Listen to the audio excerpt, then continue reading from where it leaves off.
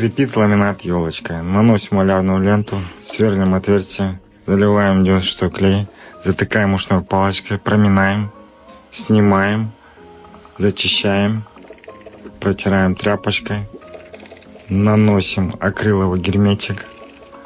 И вот что у нас получается. Пользуйтесь, буду рад, если помог. А вы, дорогой зритель, поставьте лайк этому видео и подпишитесь на мой аккаунт.